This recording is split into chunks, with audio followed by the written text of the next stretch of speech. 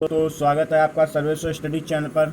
दोस्तों, आज मैं संदीप यादव आपके लिए लेकर के आए हैं सामान्य हिंदी के शब्द भेद से जो प्रश्न उत्तर बने उन्हें हम लेकर के आए हैं। ये प्रश्न उत्तर बहुत ही महत्वपूर्ण हैं। जो मैं हिंदी का जो सब्जेक्ट करा रहा हूँ और जो विषय में हिंदी के विषय में सब्जेक्ट में जो भी क्वेश्चंस कराऊंगा बहुत अच्छे से कराऊंगा। और हिंदी मेरे यहाँ से जो भी पढ़ेगा वो चाहे हिंदी का कहीं से भी कोई भी प्रश्न आ जाए आप कर सकते हैं। और मैं आपको एक बात बता दूं, यूपी लेखपाल हो, यूपीएसआई हो और चाहे पटवारी हो और भी अदर ऐसी जॉब्स हैं जिनमें हिंदी पूछी जाती है, चाहे वो बिहार का हो, एमपी का हो, इन सभी में जो हिंदी कंबाइंड की जाती है तो उनमें जो हिंदी के प्रश्न उत्तर आते हैं मैंने उसी लेवल के प्रश्न उत्तर लिखे हुए हैं और मैं उन्हीं को कराऊंगा। इससे पहले प्लीज़ वीडियो को लाइक करें, ज़्यादा से ज़्यादा अपने दोस्तों को शेयर करें, जिससे कि मेरा जो वीडियोज़ है ज़्यादा से ज़्यादा लोगों तक पहुंचेगा। तो ज़्यादा से ज़्यादा लोग हमारे वीडियोज़ को देख करके मुझे मोटिवेट करेंगे और अपने आप की तैयारी भी करेंगे। और सब्सक्राइब भी कीजिए, बेल आइकन को प्रेस कीजिए, जिससे कि मेरे द्वारा बनाए हुए वीडियोज़ निरंतर आपको नोटिफिकेशंस के रूप में मिलते रहें। आप देखिएगा दोस्तों, मैं प्रश्न करा रहा हूँ। प्रश्न दिया गया है, निरर्थक शब्दों का वर्गीकरण कितने भागों में किया जाता है। इससे पहले मैं सार्थक शब्दों की बात कर चुका था पिछले वीडियोज़ में। ज़रा आप पिछले वीडियोज़ को खोल करके देख लीजिएगा, पूरा पढ़िएगा। हमेशा वीडियोज़ को आधा न छोड़ें, क्योंकि आधा ज्ञान हमेशा हानिकारक होता है। इसलिए हमेशा पूरा वीडियोज़ देखें ताकि आप पूरे से पूरे में जो भी प्रश्न आएगा, बेशक आपको 10 प्रश्न आते हैं, हो सकता है उन 10 में एक ना आता हो, 9 ही आते हो सकता है मैं कुछ ऐसे प्रश्न करा दूं जो आपको बिल्कुल भी ना आते हो। इससे अच्छा है कि आप बिल्कुल पूरा का पूरा वीडियोज़ देखिएगा, बीच में ना छोड़िएगा। ठीक है दोस्तों, अब देखिएगा, इसमें मैंने प्रश्न कराया है, निरर्थक शब्दों का वर्गीकरण कितने भागों में किया जाता है। तो दोस्तों देखिएगा, रूपांतर के आधार पर 2 भागों में बांटा गया है। निरर्थक शब्द रूपांतर के आधार पर 2 भागों में बांटे गए हैं। पहला बांटा गया है विकारी शब्द और दूसरा बांटा गया है अविकारी शब्द। अब बात यहाँ पर पूछी जा सकती है, विकारी शब्द क्या होते हैं, तो मैं आपको बता दे रहा हूँ। वहाँ पर जब भी आए तो आप कर सकते हो उनके बारे में जान करके। लिंग, वचन व कारक के आधार पर जिन मूल शब्दों के रूप में विकार होता रहता है वह क्या कहलाते हैं दोस्तों, विकारी शब्द कहलाते हैं। जैसे मोहन पढ़ रहा है, यहाँ पे बात हो रही है, पढ़ रहा है शब्द आया। पहले तो यहाँ पे देख लीजिएगा, रहा आ शब्द आ रहा है, यानी कि और यहाँ पे मोहन, चाहे यहाँ से नहीं, कभी भी हम संज्ञा से अंदाज नहीं कर सकते कि वो लड़का है या लड़की है। हमेशा जो मैन वर्ब आती है उसके पीछे जो वर्ब लगती है, जिसको हम कहते हैं एक सहायक क्रिया के रूप में, जिसे हम बुलाते हैं, चाहे वो रहा है बोलें, रही है बोलें, ता है बोलें, ती है बोलें, और इसके अलावा भी जाऊं गा जैसे शब्द आता है तो गा, गी, गे शब्द आते हैं। इनमें मुझे पता चल जाता है कि ये जो संज्ञा सर्वनाम है इनमें से कौन एक वचन बहुवचन है, कौन लड़का है कौन लड़की, ये पता चलने लगता है। यहीं पे मैंने जैसे बोला मोहन पढ़ रहा है, तो दोस्तों रहा है, आ शब्द आ रहा है तो इसका मतलब पुल्लिंग हो गया। यहीं पे बात कही जा रही है मोहिनी पढ़ रही है, तो यहीं पर स्त्रीलिंग बात हो गई। तो यानी कि लिंग वचन के आधार पर मैंने बता दिया कि इसमें क्या हुआ, विकार उत्पन्न हुआ। अब देखिएगा यहीं पर दूसरे नंबर में अगर देखा जाए, जैसे में उदाहरण के तौर पर लड़का सो रहा है, बात समझिएगा दोस्तों, लड़का सो रहा है यानी कि सो रहा है एक शब्द हो गया, यानी कि एक वचन हो गया, ये तो पता चल गया ना। अब यहीं बात हो रही है लड़के सो रहे हैं, यानी कि यहाँ भी एक ही मात्रा आ रही है, यानी कि बहुवचन के रूप में बोल रहा है, यानी कि यहाँ पर बात हो गई वचन के आधार पर भी देखिएगा दोस्तों बदल हो रहा है, यानी कि विकार हो रहा है। अब देखिएगा विकारी शब्द के प्रकार, प्रश्न यहाँ से उठते हैं, जब भी उठेंगे जो विकारी शब्द के भेद होते हैं वो कितने होते हैं दोस्तों, 4 भेद होते हैं, जिनमें पहला भेद होता है संज्ञा, और सबसे इम्पोर्टेंट होती है संज्ञा, ये याद रखना। उसके बाद सर्वनाम, विशेषण और क्रिया, ये 4 होते हैं जो विकारी शब्द कहलाते हैं। और इन सब में विकार उत्पन्न हमेशा ही हमेशा होता रहता है, चाहे मोहन को मोहिनी बोलो, पिता को माता बोलो, यानी कि पुल्लिंग को स्त्रीलिंग, स्त्रीलिंग को पुल्लिंग के रूप में विकार उत्पन्न होना संज्ञा सर्वनाम विशेषण क्रियाओं में होता ही रहता है।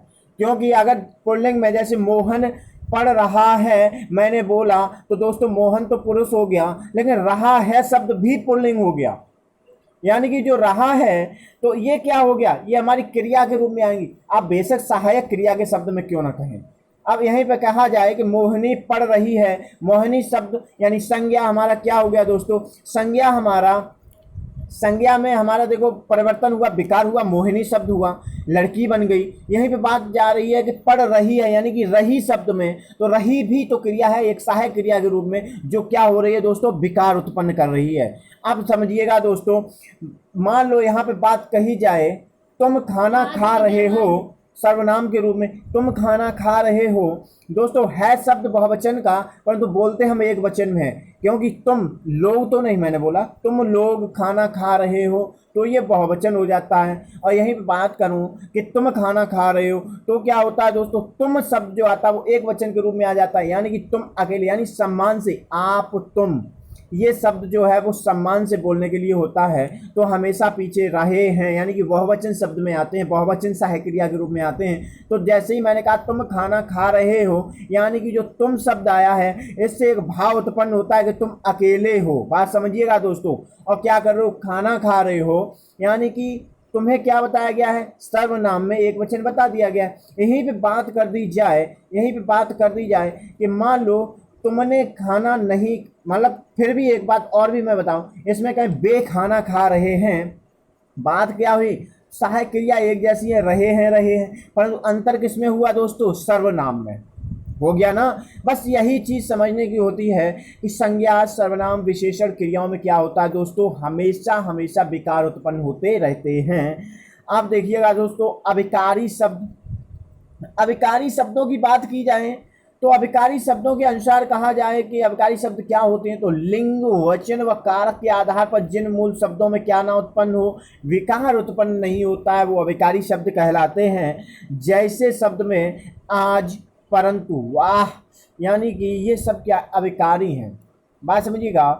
कैसे अविकारी शब्द को एक नोट में मैंने बात लिखाई, इसे समझ लेना और इसे नोट भी कर लेना अपने पे। अवयव शब्द जो है, अव्यय जिन्हें कहते हैं, ऐसे शब्द जिन्हें अव्यय कहते हैं, वो सभी अव्यय शब्द अविकारी का अन्य नाम होता है, यानी अविकारी का ही रूप होता है। जैसे मैंने बोला आज एक अव्यय है, यानी कि आज शब्द बिल्कुल अविकारी है। आज को तुम कल थोड़ी ना कह सकते हो, नहीं कह सकते। इसी तरह परंतु को तुम किंतु कह सकते हो, परंतु, किंतु, लेकिन, ये सभी समानार्थी शब्द हैं, पर्यायवाची एक दूसरे के। परंतु यहाँ पे मैं फिर बात कह रहा हूँ, जो परंतु शब्द है इसका विकार उत्पन्न नहीं कर सकती। क्यों, परंतु जैसे ही तुमने लगाया लेकिन के बाद तुम कुछ भी ऐसा शब्द नहीं है जो लेकिन के अलावा लगा सकते हो, परंतु लगा सकते हो। कहने का अर्थ ये, इसका विकार उत्पन्न नहीं कर सकते। जैसे संज्ञा, यानी कि परंतु को तुम स्त्रीलिंग, पुल्लिंग, एक वचन, बहुवचन के रूप में नहीं बना सकते। न तुम आज को बना सकते हो, तुम कह नहीं सकते कि आजें बहुत हैं, यानी कि आज शब्द को आजें शब्द नहीं, या आजों को नहीं कह सकते ना। अब हाँ, कल शब्द आ जाए तो कह देते हैं बहुत कलों से, तो नहीं होगा ना। बस यही चीज़ है, अविकारी शब्द आज, कल, परंतु, वाह, आह, ये सभी क्या हैं, अविकारी शब्द हैं, जो एक हाव भाव से भी निकलते हैं, जैसे आह, वाह, शानदार। तो ये सभी क्या हैं दोस्तों, अविकारी शब्द हैं। शानदार के लिए आप इंग्लिश वर्ड या उसके पर्यायवाची शब्दों को बोल सकते हैं, परंतु ये नहीं बोल सकते। समझ गए दोस्तों। आप समझिएगा। यहीं पे बात की जाए कि अविकारी शब्द कितने भेद होते हैं, तो अविकारी शब्दों के जो भेद होते हैं वो भी 4 होते हैं। विकारी शब्दों के संज्ञा, सर्वनाम, विशेषण और क्रिया। अविकारी शब्दों के क्रिया विशेषण, संबंध बोधक, समुच्चय बोधक और विस्मयादि बोधक। बात समझ में आ गई दोस्तों। अब यहाँ पे देखिएगा प्रश्न नंबर 6 क्या कह रहा है। प्रश्न नंबर 6 कह रहा है कि खन कैसा शब्द है। तो ये प्रश्न लिख लेना, ये प्रश्न इम्पोर्टेंट है। बीएड की परीक्षा में पूछा जा चुका है, टेट की परीक्षा में पूछा जा चुका है, एसआई की परीक्षा में पूछा जा चुका है, लेखपाल की परीक्षा में पूछा जा चुका है, पटवारी की परीक्षा में पूछा जा चुका है। हर परीक्षाओं में ये प्रश्न पूछा गया, इसलिए मैंने यहाँ पे लिख दिया और करा दिया। जो खन शब्द है वो कैसा शब्द है, तो ये ध्वन्यात्मक शब्द है दोस्तों। कैसा ध्वन्यात्मक शब्द है। अब देखिएगा प्रश्न नंबर 7 क्या है, रिक्शा किस भाषा से संबंधित शब्द है? तो जापानी भाषा से। अगर प्रश्न आ जाए कि रिक्शा किस भाषा से संबंधित है, उसमें ऑप्शन से दे दिए जाए अमेरिकी भाषा, चाइनीज भाषा, जापानी भाषा, हिंदी भाषा, तो आप हिंदी लगा देते हो, गलत करते हो, क्योंकि जापानी भाषा से रिक्शा बना है। अब देखिएगा दोस्तों, यहीं पे बात की जाए 8वें प्रश्न में, वाह क्या सुंदर दृश्य है, यह क्या वाक्य, मतलब ये कैसा वाक्य है? तो दोस्तों जैसे ही जहां पर वाह शब्द आया, आह शब्द आया, अरे, ऐसे शब्द जिनके पीछे कोई एक ऐसा संयोजक चिन्ह लगता हो, संयोजक चिन्ह का मतलब ये नहीं होता जैसे हम माइनस का या ऋण के रूप में बोल देते, ये चिन्ह नहीं संयोजक, ये तो संयोजक का होता है जहां हम किसी ऐसे शब्द को जोड़ते हैं जो एक दूसरे से मिल करके मेल नहीं मिल पाता है, तो उन्हें हम अलग अलग करके रख देते हैं। तो इसी तरह मैं कह रहा हूँ, इन्हें भी एक विस्मयादि बोधक चिन्ह कहते हैं। इन्हें क्या कहते हैं? संयोजक चिन्ह कहते हैं। इन्हें विस्मयादि बोधक चिन्ह कहते हैं, जो हमेशा सिर्फ एक विराम के नीचे पॉइंट लगा देते हैं, इससे हम बोलते हैं क्या? विस्मयादि बोधक चिन्ह। ये जिसके पीछे लगा होता है वो हमेशा विस्मयादि बोधक ही होगा। समझ गए दोस्तों? अब देखिएगा अगला प्रश्न क्या कह रहा है। अगला प्रश्न कह रहा है जो जब जब, जैसे देखिएगा जो जब जब, कि, इसलिए, पर और तथा। देखिएगा दोस्तों ये जो शब्द हैं, जो जब जब, कि, इसलिए, पर और तथा, ये कैसे शब्द हैं? ये सभी संयोजक शब्द भी हैं। जैसे ही मैंने कहा वह खेल रहा था कि गिर गया, तो दोस्तों जो कि शब्द आया, तो वह खेल रहा था और गिरने के बीच को संयोजक बना दिया, एक दूसरे को ज्वाइंट कर दिया, मेल खा दिया, मतलब मेल मिला दिया उनका। अब यहीं पे बात समझिएगा, इसलिए कि मैं जा रहा था इसलिए मैं वहां पर जल्दी पहुंच जाऊं, या मैं पढ़ रहा था इसलिए कि मैं ज्वाइनिंग जल्दी प्राप्त कर लूं, तो इसलिए शब्द आया। तो ये क्या है? हमारे दो वाक्यों को क्या करता है? संयोजक में बनाता है, यानी कि संयोग बनाता है, एक दूसरे को जोड़ता है। संयोग का मतलब होता है जोड़ना। आप समझ गए? अब देखिएगा दोस्तों 10वां प्रश्न क्या है। 10वां प्रश्न है कि हिंदी में फारसी शब्दों की संख्या कितनी है? तो लगभग 35,000, सॉरी लगभग 3500, हजार नहीं दोस्तों, 3500 है। कितनी है दोस्तों हिंदी में फारसी शब्दों की संख्या? 3500। जैसे आप कहते हो आराम करना है, बहुत थक चुका हूँ, तो आराम करना हमारा हिंदी भाषा का नहीं है, फारसी शब्द है। कहते हो आमदनी ले आएं, तो जो आमदनी होती है जिसे हम कमाई बोलते हैं, वो हमारी क्या होती है? फारसी शब्द होता है। कहते हैं कोई चीज़ याद नहीं आ रही, या मैं हिंदी याद कर रहा हूँ, हिंदी याद नहीं हो पा रही। अरे क्यों नहीं याद होगी? फारसी शब्द है, याद कर लो, याद हो जाएगी। यहीं पे बात की जाए लगाम, घोड़े में लगाम नहीं है। कह देते हैं, किसी के मम्मी पापा भी डांटते समय बोल देते हैं इस लड़के के अंदर लगाम नहीं है, लगाम लगानी पड़ेगी। इसका मतलब कि आप घोड़ा नहीं है, परंतु आप इंसान ही हैं। लेकिन लगाम जो शब्द मैंने बोला है वो फारसी शब्द है। ठीक है दोस्तों, यहीं पे बात की जाए शादी। आप समझिएगा, विवाह शब्द जो बोला जा रहा है वो हमेशा शुद्ध हिंदी वर्ड है, हिंदी शब्द है। और यहीं पे बात की जाए शादी, तो दोस्तों लोग मनाते हैं शादी की सालगिरह, तो ये हमेशा फारसी की सालगिरह मनाते हैं, यानी कि शादी सालगिरह होती है जो फारसी शब्द से बनी है। किससे बनी है दोस्तों? फारसी शब्द से। इसी तरह से अनेकों वर्ड हैं, अनेकों का मतलब 3500, लगभग 3500 वर्ड हैं। हो सकता है इससे ज़्यादा भी हो सकता है इससे थोड़े कम भी हो, लेकिन लगभग में दिया जा रहा है 3500 वर्ड, एग्जैक्ट नहीं बता सकता। आप समझिए ऑप्शन में भी लगभग करके 3500 ही आएगा, या तो लगभग क्वेश्चंस में देगा, क्वेश्चंस में लगभग नहीं देगा, प्रश्न में लगभग नहीं देगा, तो किस में देगा? तो लगभग 3500 आंसर लिखेगा। ठीक है दोस्तों, अब देखिएगा प्रश्न नंबर 11वां क्या कह रहा है। प्रश्न नंबर 11वां कह रहा है कि हिंदी में अंग्रेजी शब्दों की संख्या लगभग कितनी है? देखिएगा मैंने फिर बताया ना, लगभग आएगा, या तो प्रश्न में आएगा या कहाँ आएगा? आंसर में आएगा, उत्तर में आएगा। आप देखिएगा लगभग अंग्रेजी शब्दों की हिंदी, तो दोस्तों 3000 वर्ड हैं। कितने दोस्तों? 3000 वर्ड हैं अंग्रेजी के जो हिंदी में प्रयुक्त होते हैं। जैसे ही आप बोलते हो पेन, पेन क्या है? तो दोस्तों जो पेन शब्द बोलते हो ना, ये हमारा क्या है दोस्तों? 3000 शब्द जो हमारे हैं, ये हमारे क्या हैं? इंग्लिश वर्ड है। पेन हुआ, स्कूल हुआ। देखिएगा दोस्तों अब मैंने फिर यहाँ पे बताया था कि जो हिंदी में अंग्रेजी शब्द है वो 3000 थे। पहला मान लो मैंने एक बोल दिया पेन, तो पेन हमारा जो है वो क्या है दोस्तों, क्या है, इंग्लिश वर्ड है जो हिंदी में हम यूज कर लेते हैं। स्कूल, स्कूल को भी हम इंग्लिश वर्ड है जो हिंदी में यूज करते थे, लेकिन स्कूल का सही शब्द क्या होता है हिंदी वर्ड, पाठशाला। स्कूल को हम हिंदी वर्ड में कहते हैं। पुलिस शब्द जो कहते हैं ये हमारा इंग्लिश वर्ड है। पोस्ट कार्ड जिसे बोलते हैं ये भी हमारा इंग्लिश शब्द है। बैटरी शब्द जो है वो भी हमारा अंग्रेजी शब्द है, यानी कि जो शब्द हम ये नहीं यूज करते कहते हैं बैटरी, तो वो हमारा इंग्लिश वर्ड है जो हिंदी में बोल देते हैं। पुलिस आ गई, पुलिस क्या है दोस्तों, अंग्रेजी वर्ड है, अंग्रेजी शब्द है जो हिंदी में हम ज़्यादातर प्रयोग करते हैं। आर्मी शब्द, आर्मी नहीं होता भाई, आर्मी इंग्लिश वर्ड है हिंदी में बोलते हैं, लेकिन सेना कहना ही चाहिए। समझ गए दोस्तों। अब देखिएगा 12वां प्रश्न क्या है। 12वां प्रश्न किया गया है कि हिंदी में अरबी शब्दों की संख्या लगभग कितनी है। तो दोस्तों 2500, कितनी है, 2500, लगभग 2500 अरबी शब्द हमारे हिंदी में मिलते हैं। अब समझिएगा कौन कौन से शब्द हैं। जैसे हम जिक्र कहते हैं, उसका जिक्र नहीं हुआ, बात समझिएगा, उसका जिक्र नहीं हुआ, तो ये क्या है, ये हमारा अरबी शब्द है। मुहावरा जिन्हें बोलते हैं ये भी हमारा शब्द क्या है दोस्तों, अरबी शब्द है। यहीं पे बात की जाए हलवाई, बहुत से लोग हलवाई की जलेबी या लड्डू खाना पसंद करते हो, बर्फ़ी, गुजिया, ये बहुत सारी चीज़ें आती हैं ना, हलवाई बनाते हैं। तो जो हलवाई शब्द है ये अरबी शब्द है। कौन सा है, अरबी शब्द है। समझ गए दोस्तों।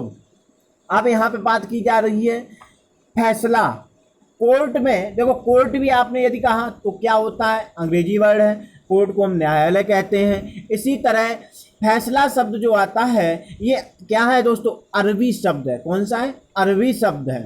अब यहीं पे बात की जाए मौसम की, कहते हैं आज का मौसम सुहावना है, तो जो मौसम शब्द बोला वो अरबी शब्द है। कौन सा है दोस्तों, अरबी शब्द है, जो हम किस में बोलते हैं, हिंदी शब्द में बोलते हैं।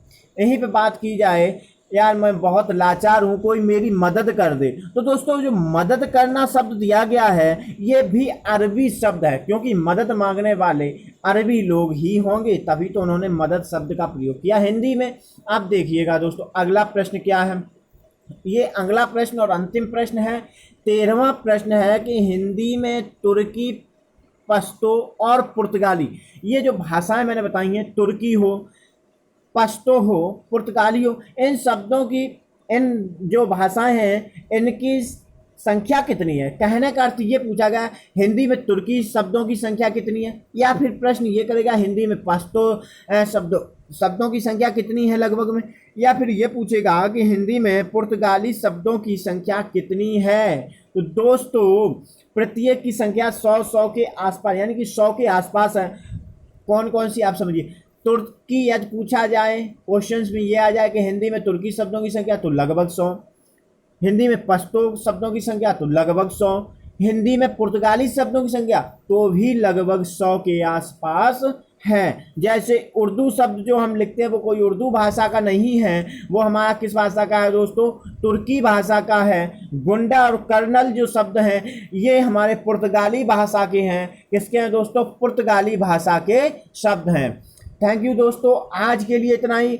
कल फिर एक वीडियोज बनाएंगे। मैं सुबह एक डालता हूँ 8 से 9 बजे से पहले, 8 और 9 के बीच में, एक शाम को डालता हूँ 8 और 9 के बीच में। दोस्तों मैं आपसे बारंबार यही कहता हूँ, प्लीज़ वीडियो को लाइक करें, शेयर करें, ज़्यादा से ज़्यादा अपने दोस्तों को सब्सक्राइब करें चैनल को, और बेल आइकन को प्रेस करें, जिससे मेरे द्वारा बनाए हुए प्रत्येक वीडियोज आपको मिलते रहें। और दोस्तों ये चैनल सदा आपके साथ है, आप मेरे चैनल के साथ रहिएगा। थैंक यू दोस्तों, आज के लिए इतना ही। जय हिंद, जय भारत। और इस सर्विस स्टडी चैनल को सदा अपने जैसा समझिएगा, आपके साथ हमेशा आपके भविष्य में साथ देता रहेगा। थैंक यू, जय हिंद, जय भारत।